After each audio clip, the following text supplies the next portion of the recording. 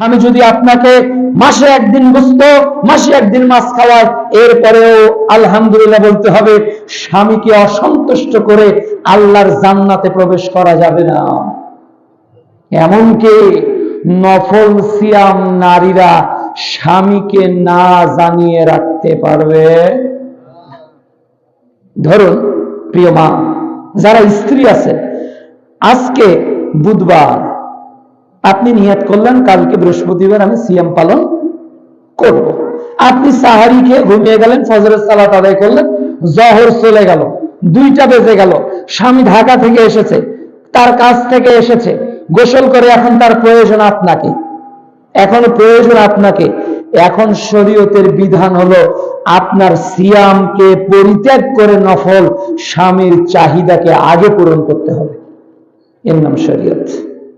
তবে স্বামীর মূল্যায়ন ইসলামে কত! মুহাম্মদ সাল্লাল্লাহু আলাইহি ওয়াসাল্লাম বলছেন, নারীদেরকে যদি সিজদা করার অনুমতি দেওয়া হতো তাহলে স্বামীদেরকে করার অনুমতি থাকতো।